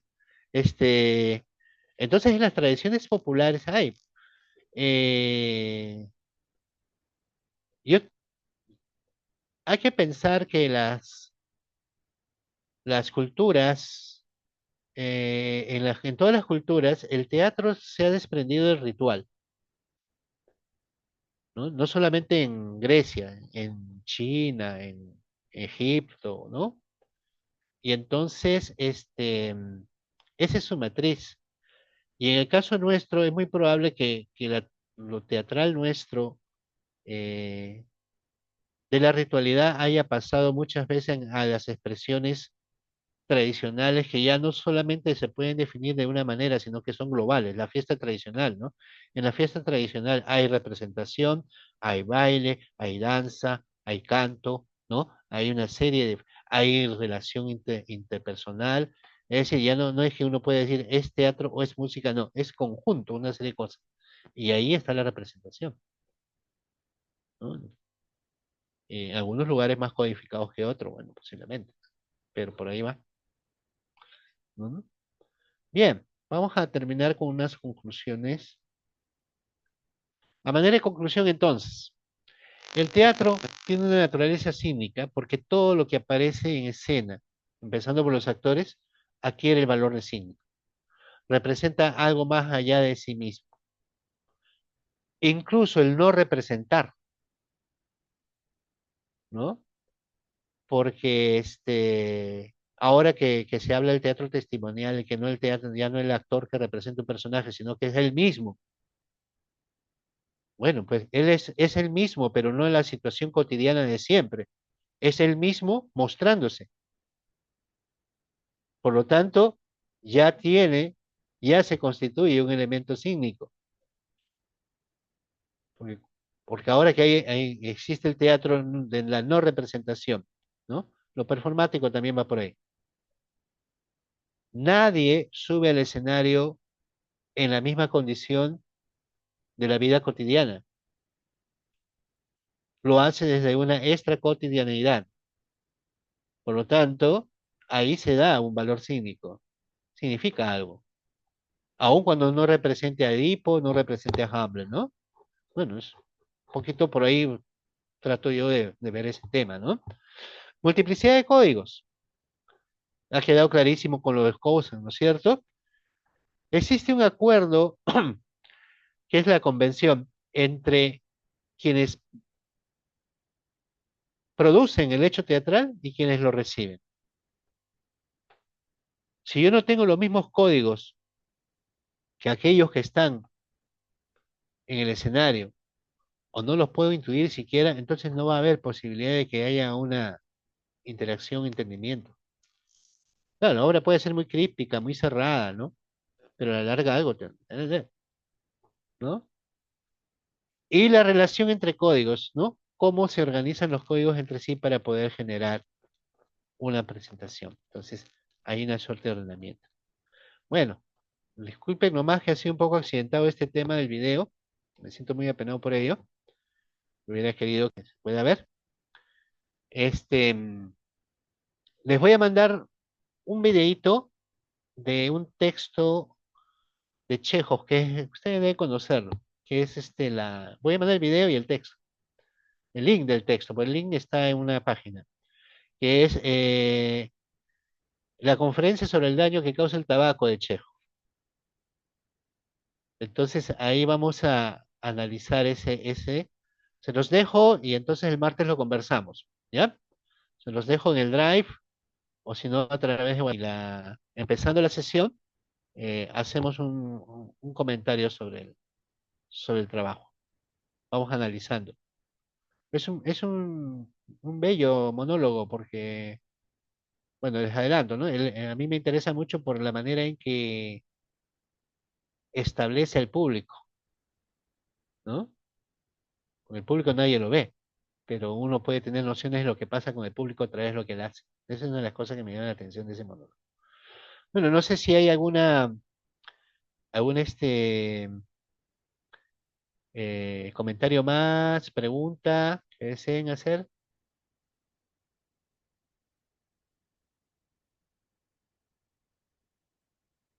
¿Ninguna?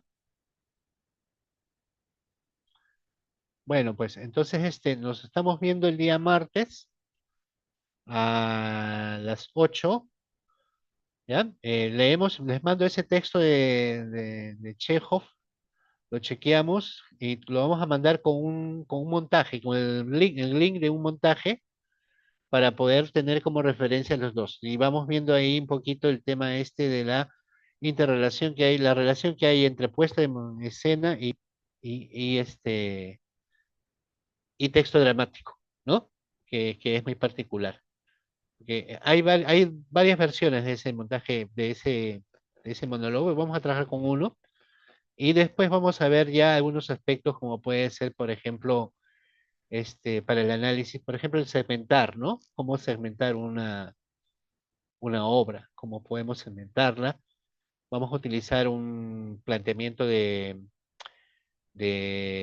Anne Oberfeld, que es sobre las microsecuencias, o sea, secuencias menores para poder trabajar. ¿Ya?